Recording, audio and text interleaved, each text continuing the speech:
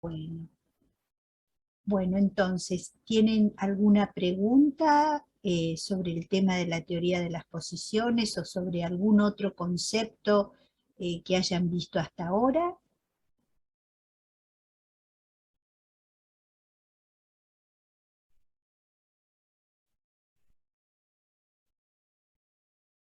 Bueno, a ver, voy a admitir a una nueva compañera. Bueno, bueno, si no hay preguntas, eh, vamos a empezar a desarrollar el concepto de posición. La idea es que ustedes puedan pararme y puedan eh, preguntar, ya sea directamente a través de sus intervenciones o a través del chat, todo aquello que no entiendan. ¿Mm? Voy a compartirles pantalla.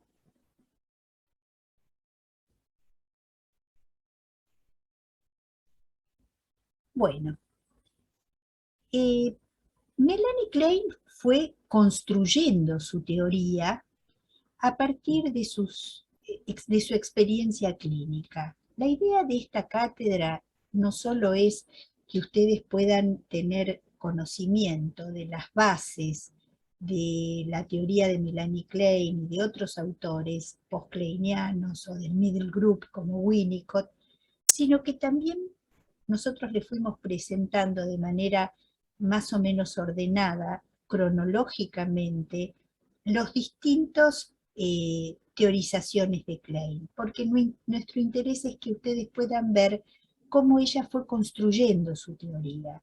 Su teoría es básicamente un modelo de la mente que en absoluto es el único modelo de la mente posible, pero sí tiene, como ustedes habrán visto, tiene mucha importancia porque a partir de los hallazgos clínicos de Klein se pudo dar comienzo al análisis de niños muy pequeños con el mismo rigor y con la misma este, fortaleza con el que Freud eh, comenzó a atender adultos.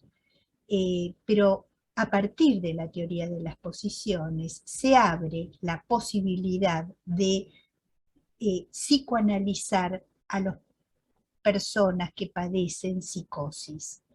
Es muy interesante, ustedes saben que este fue un obstáculo que encontró Freud porque consideraba que los psicóticos no eran analizables porque no podían desarrollar neurosis de transferencia. Justamente autores postkleinianos como Bion, como Rosenfeld, a partir de la teoría de las posiciones de Melanie Klein y de este concepto de identificación proyectiva, empezaron a profundizar el análisis de pacientes esquizofrénicos a tal punto que Rosenfeld definió el concepto de psicosis de transferencia. Es así como él definía efectivamente los pacientes o las personas que padecen psicosis no pueden establecer una neurosis de transferencia, pero sí establecen una psicosis de transferencia y van a ver ustedes cuando comiencen a desarrollar, cuando comencemos a ver las teorizaciones de Bion, cómo esto se va a dar y cuál va a ser la posición que tiene que asumir el terapeuta o el analista cuando se enfrenta al tratamiento de psicosis en los adultos. Pero bueno, vamos a detenernos entonces en este concepto de posición. Es un concepto importante que Melanie Klein empieza a desarrollar a partir de 1932. En realidad lo define en 1934, pero el concepto de posición va muy unido a el momento en el cual ella adhiere definitivamente a la segunda teoría pulsional freudiana. Es decir, aquello que va a impulsar el psiquismo va a ser esta dicotomía pulsión de vida, pulsión de muerte. Entonces, veamos, ¿qué es una posición?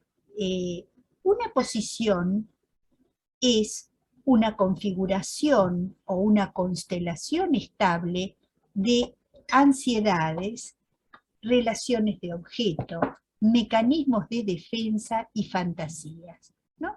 Son estos 4 elementos, ¿no?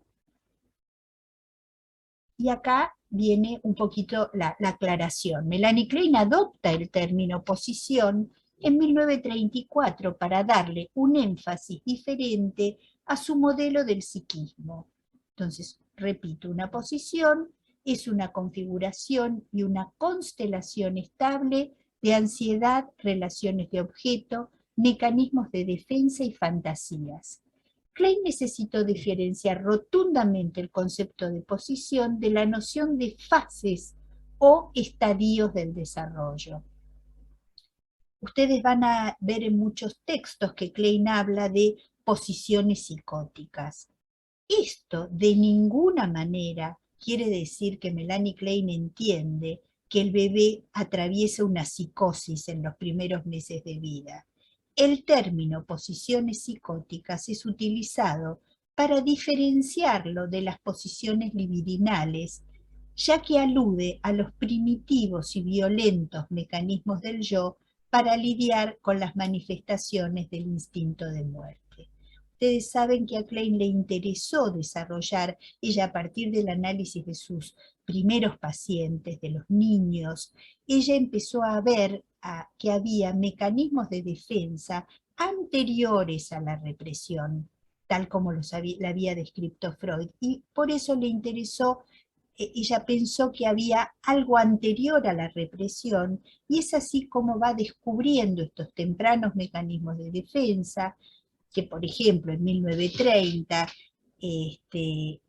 cuando ella trata a Dick y expone su trabajo, ella plantea que hay mecanismos que tienen que ver con anteriores a la represión que son utilizados para defenderse del sadismo.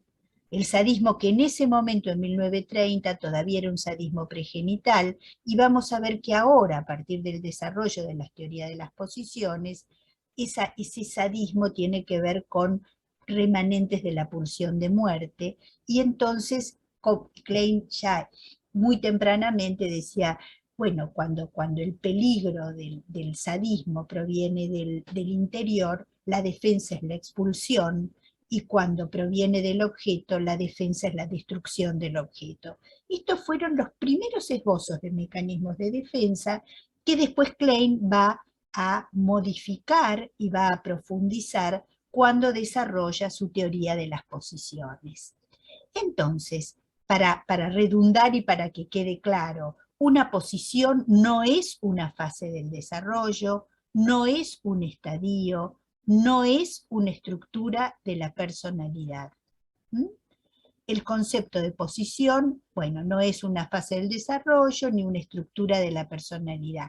Si bien hay un orden de aparición al inicio de la vida, en el cual primero se conforma la posición esquizoparanoide y luego la posición depresiva, tanto en los niños como en los adultos hay un pasaje flexible entre una posición y otra, de acuerdo con el tipo de ansiedad predominante. Un concepto importante es que nunca se dan ambas posiciones en forma simultánea, ¿no? Si cuando hay un predominio de posición esquizoparanoide, la posición depresiva no se presenta. Entonces, retomando este concepto, podemos decir que las posiciones fluctúan en la vida de los niños, adolescentes, adultos y ancianos.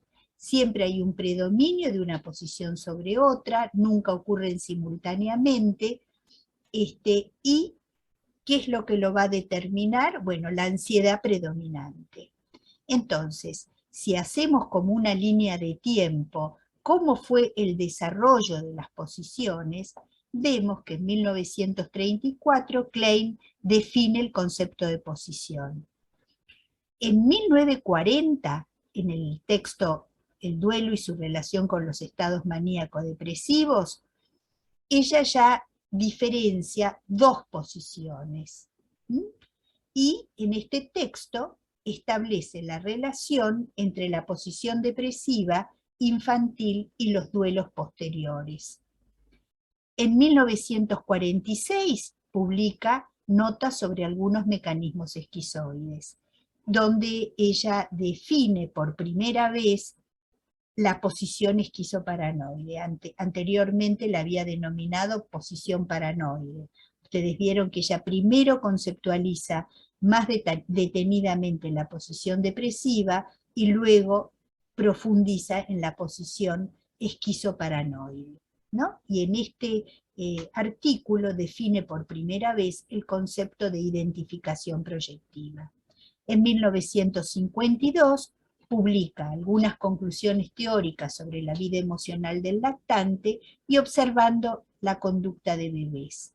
Aquí termina de consolidar su teoría de las posiciones y abre el camino para el desarrollo de la observación de lactantes, que es un camino que después retomaron otros autores, fundamentalmente Esther Vick en ese momento, y luego muchos otros autores de la corriente de la psicología del yo también retomaron estos conceptos. Bueno, hasta aquí alguna pregunta, alguna consulta. Se aproximan ustedes en realidad a rendir el parcial. ¿Quieren hacer alguna pregunta, algún concepto para hacer? O si no, seguimos profundizando sobre la posición esquizoparanoides en la posición depresiva.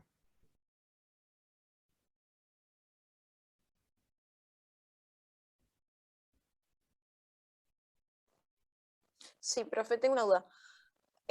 ¿Se me escucha bien? Sí, perfecto, perfecto, Gina. Para que se para que se den estas posiciones, ¿ya tiene que haber simbolización o se da entre medio? Eso no me queda claro. Es una muy buena pregunta, muy buena pregunta. Bueno, en la posición esquizoparanoide no es posible, no se puede dar en los inicios, ¿no? Vamos a hablar de lo que es la vida de un bebé, ¿no? La posición esquizoparanoide, que es la primera de las posiciones que se desarrolla en la vida anímica, todavía no está dada la simbolización, todavía no hay una diferenciación neta entre el bebé y la mamá. Recién con el comienzo de la posición depresiva, que es el momento en el cual desde el bebé comienza a haber más nítidamente una separación, ¿no es cierto? Porque ahí empieza, ustedes vieron, bueno, cómo de alguna manera se va generando una integración hacia el final de la posición esquizoparanoide. Hay todo un desarrollo, cuando todo va bien, que va generando una mayor integración del yo y una mayor integración del objeto. Entonces, se va a pasar de una relación de objeto parcial propia y específica de la posición esquizoparanoide a una relación de objeto total. Ese momento de pasaje de la posición esquizoparanoide a la posición depresiva es un momento muy difícil, que de acuerdo a otros autores, por ejemplo Spitz, coincide con la angustia del octavo mes, ¿no? Son momentos de máxima angustia en la vida emocional de un bebé. Desde Klein plantea que se registra el dolor de la ambivalencia. ¿Qué quiere decir esto? Este bebé empieza a visualizar a la madre como persona, no solo porque ya tiene una mayor maduración neuroperceptiva, sino también porque se ha producido este mecanismo de integración del objeto y del yo, y entonces empieza, la ambivalencia es siempre inconsciente, pero empieza a registrar de modo inconsciente que esa mamá a la que ama y necesita es la misma a la que dañó en los momentos de máximo sadismo. Entonces, Klein plantea que al comienzo de la posición depresiva, el destete, o sea, la pérdida del pecho, le hace vivenciar al bebé el temor a haber perdido a la madre como persona. Pero ahí ya se empieza a abrir el camino, todavía no podemos decir que hay simbolización, porque la simbolización va a ir de la mano de la posibilidad de reparación y de la posibilidad de sublimación, ¿no? Entonces, pero empiezan, ustedes vieron que en la posición depresiva, al inicio, un mecanismo, si bien el yo ya está integrado y el objeto está integrado, la angustia es tan intensa que transitoriamente se va a producir, dice Klein, una disociación de imagos, ¿no? ¿Qué quiere decir esto? Que bueno, se separan los aspectos dañados de los aspectos sanos e indemnes transitoriamente, que es como un paréntesis para darle al yo la posibilidad de recomponerse, ¿no es cierto? Y bueno, y después Klein dice esto va a permitir dar paso a mecanismos maníacos, ¿no? Que tienen que ver con negar la dependencia del objeto, negar la importancia afectiva que tiene ese objeto perdido, ¿no? Entonces dice, está basado en la omnipotencia de pensamiento, el control, el triunfo, el desprecio del objeto, que si bien son mecanismos fallidos, son un rodeo necesario para que pueda comenzar a darse de a poco este trabajo de reparación, ¿no es cierto? Vamos a ver, no sé si te queda un poquitito más claro, Delfina, por tu pregunta. Sí, no podía prender el micrófono. Sí, gracias. Bueno, bueno, ahora vamos a ver un...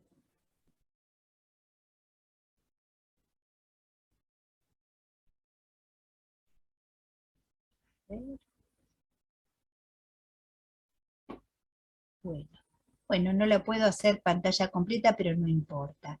La idea es, bueno, esto es más o menos un listado de los artículos en los cuales Klein va desarrollando su teoría de las posiciones.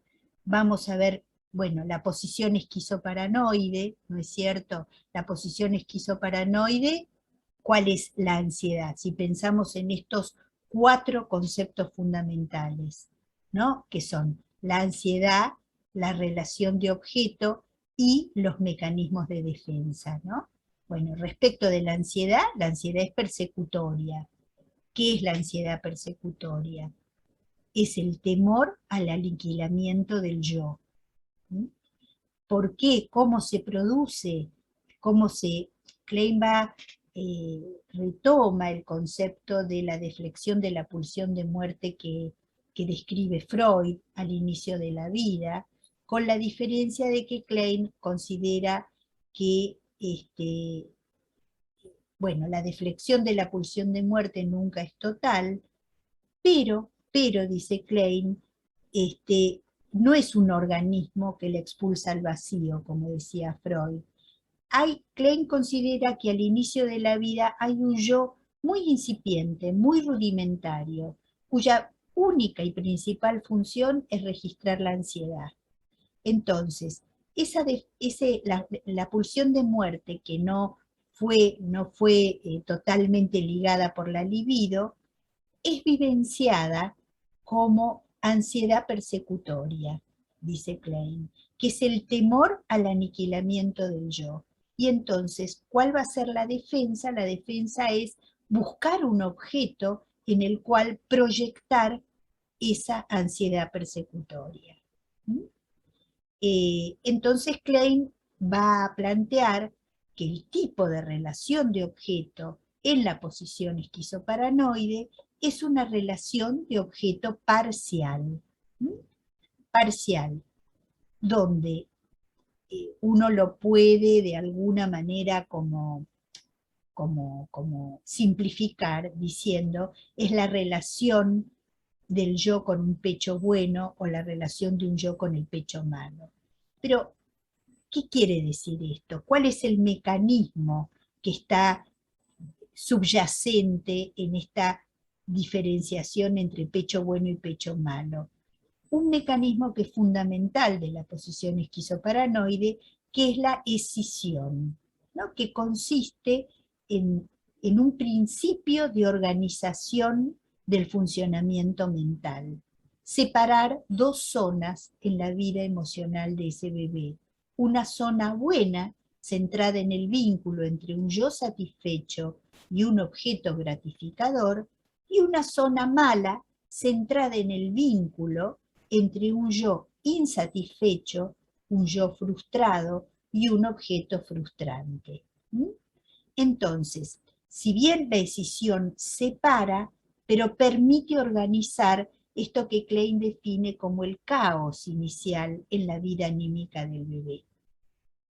Entonces, este yo, repito, es un yo incipiente, rudimentario, que permite captar la ansiedad. Y Klein dice que hay un factor constitucional en todas las personas, que es la mayor o menor capacidad para tolerar la ansiedad.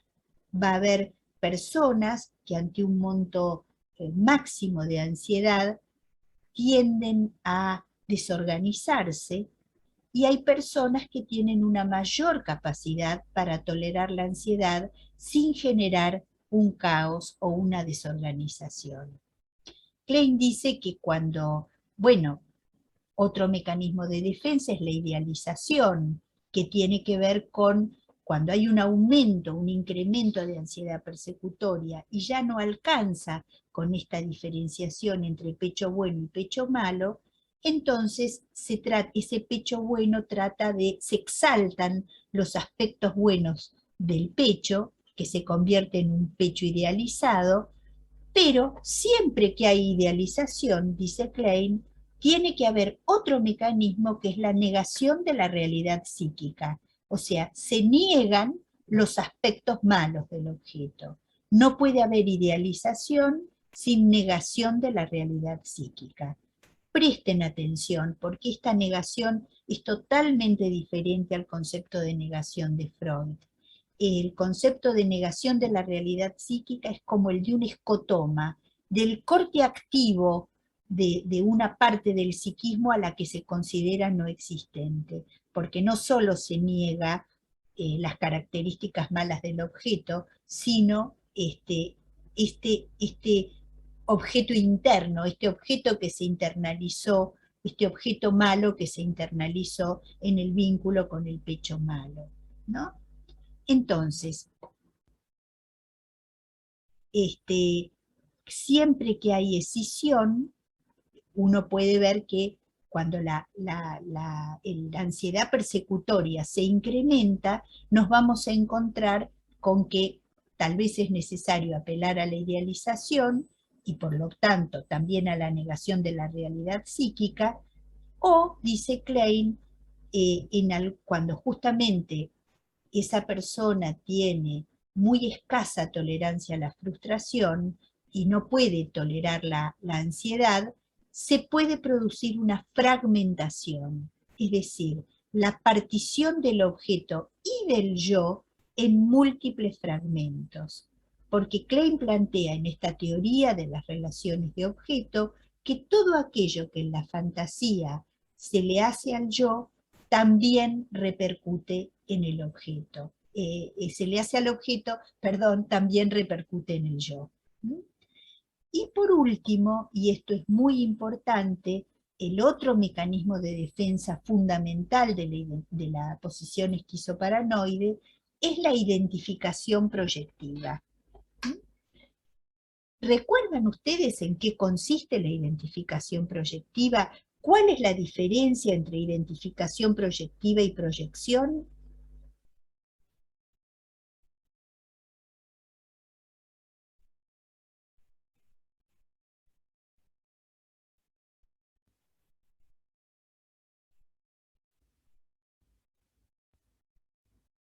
¿Cuál es la diferencia entre proyección e identificación proyectiva? No era que se proyectaba el yo en un objeto y esas características generaban tipo una identificación narcisista. Ujú, ujú. Sí, vas bien. Lo que sucede que, a ver, una proyección es casi como un mecanismo neutro, ¿no? No informa respecto de qué pasa en el vínculo entre ese yo y ese objeto. Primero, en la posición esquizoparanoide, Klein define la identificación proyectiva como el prototipo de una relación agresiva de objeto y consiste en la fantasía de escindir las partes malas o indeseables del yo, proyectarlas en un objeto, pero es como que el yo no se desembaraza totalmente de lo que puso en el objeto, sino que lo controla, si se genera un mecanismo de control, de dominio sobre ese objeto, para que esas partes malas no le vuelvan. Entonces, como dice Johanna, efectivamente, muchas veces cuando la identificación proyectiva es muy intensa, se produce una identificación narcisista con el objeto y se puede llegar a una confusión donde hay una indiferenciación entre el yo y el objeto. Por ejemplo, veamos un caso patológico, ¿no? Una situación bueno, estas situaciones de crímenes pasionales, por ejemplo, en los crímenes pasionales donde, bueno, uno de los integrantes de la pareja puede ser mayormente es el hombre, pero también puede ser la mujer, pero supongamos que es el hombre, ¿no? Controla todo el tiempo a la mujer, qué sé yo, si van en un colectivo y su pareja mira por la ventana, en realidad está pensando que por el reflejo del vidrio está viendo a otra persona y se está relacionando con otro hombre que está en el pasillo, le revisa todos los contenidos del celular, ¿no? Hay, bueno, y muchas veces en los casos más extremos se termina en un crimen pasional. Esa persona, ese sujeto que controla, domina, posee a su pareja, en realidad tiene una relación narcisista de objeto, donde justamente hace identificaciones proyectivas masivas. Muy probablemente él tenga fantasías de infidelidad y en realidad las está proyectando en su pareja e intenta controlarlas, poseerla y dominarla como si fueran una parte de sí mismo, una prolongación de sí mismo, ¿no? Y entonces, bueno, más allá de que muchas veces en los crímenes pasionales hay otras características, está lo que vamos a ver cuando desarrollemos algunos conceptos de Meltzer, que es, por ejemplo, la perversión, ¿no? Donde el máximo placer es la destrucción del otro. Pero pensemos que no se trata de un sujeto con estas características, sino un sujeto que funciona a predominio de la posición esquizoparanoide y donde el otro no es un otro, el otro es un receptáculo de sí mismo y hay una indiferenciación desde él de lo propio y de lo ajeno. Porque por eso la pregunta que hacía Delfina era muy pertinente. En la posición o a predominio de la posición esquizoparanoide no puede darse un proceso de simbolización, porque la simbolización requiere necesariamente una diferenciación entre el yo y el objeto, una diferenciación y además comenzar un trabajo de justamente de reparación, ¿no? Bueno, a mí me pareció que este cuadro de Magritte, ¿no? Puede representar perfectamente este mecanismo simboliza este mecanismo de identificación proyectiva donde figura y fondo se confunden, ¿no? Entre el yo y el objeto hay una confusión. Bueno, ¿alguna pregunta? Nos quedan poquitos minutos, pero bueno, no sé si quieren alguna consulta respecto de la posición depresiva.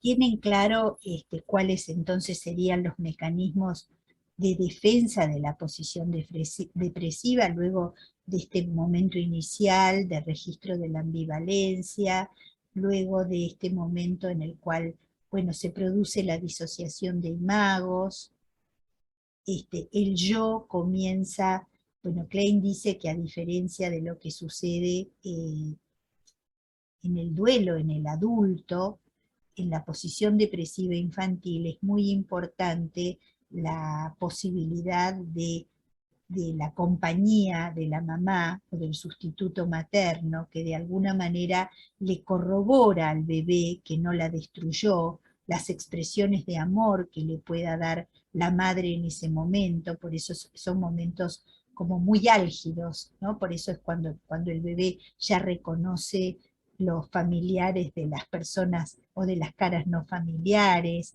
y que empieza a hacer pucheros o a llorar cuando lo quiere alzar una persona que no es de su ambiente más cercano, ¿no? Y que si no la ve a la mamá, puede angustiarse y sentir o percibir que la mamá desaparece, y por eso es tan importante, bueno, como las expresiones que el ambiente le pueda facilitar al bebé en ese momento.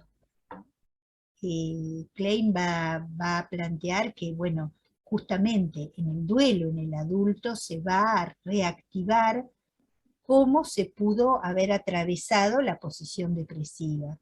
Los mecanismos maníacos van preparando el campo para que de a poco el yo pueda fortalecerse, y como les decía antes, si bien los mecanismos maníacos siempre fracasan, ¿no?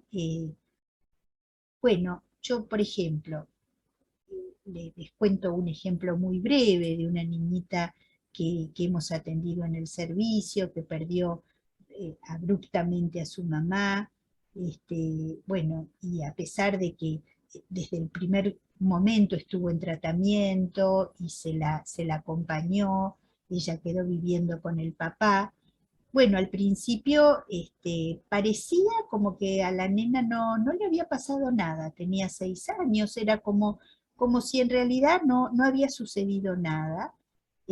Tenía mecanismos muy fuertes, mecanismos maníacos, ella era una nena vampiro, y entonces era una nena vampiro que de repente era una nena y de repente en su juego se convertía en un vampiro y le chupaba la sangre a la maestra o le chupaba la sangre a la terapeuta, y entonces su fantasía era que ella era vampiro porque su mamá también era una mamá vampiro. Empezaban a desarrollarse qué le había pasado a esta mamá, por qué se había muerto. No permitía ningún acceso a poder acercarse al dolor que le había ocasionado esta pérdida. Pero pasado un tiempo, cuando se le permitió desarrollar toda en sus juegos, donde no se la apuró, ¿no? Donde el terapeuta tiene que irle siguiendo el rastro al niño o al adulto, sin imponer una cura, sin imponer el deseo de una cura precipitada. Bueno, al poco tiempo el papá se tiene que mudar, y recién cuando, ante este nuevo cambio en su vida, que era un cambio en su vida cotidiana, ahí ella pudo empezar a traer los recuerdos de cuando le encontró a su mamá tirada en el piso, y bueno, etcétera, etcétera, y pudo empezar a contar, y pudo empezar a recordar muchos aspectos y a traer, ahí se permitió, ahí empezó, luego de un mecanismo de negación maníaca, digamos, pudo empezar a recordar, y a partir de recordar poder ver, que bueno, que tal vez por momentos decía que su mamá no se había cuidado lo suficiente y que por eso se había muerto, y que si no se había cuidado lo suficiente tampoco la había cuidado a ella, y después empezó a conectarse con las cosas que sí su mamá le había podido dar. O sea, empiezan como esbozos de reparación que al principio tienen características maníacas o después obsesivas, y finalmente la reparación auténtica siempre se da en un plano simbólico, siempre en un plano simbólico, e implica la introyección de ese objeto con sus características buenas, con sus aspectos no tan buenos, ¿no? Es un objeto total, pero es un objeto con lo bueno y lo malo, pero que sigue siendo bueno. Bueno, nos queda un minuto y ya se nos va a cortar la transmisión. Cualquier duda que tengan, por favor no dejen de hacer preguntas en el foro, más allá de las preguntas que ustedes puedan hacer con sus ayudantes, con los ayudantes de trabajos prácticos, toda la cátedra está a disposición para responder las consultas. Bueno, terminamos. Encantada, y bueno, fueron pocos, pero fue muy interesante, bueno, poder compartir este breve espacio con ustedes. Gracias, profe. Muchas gracias.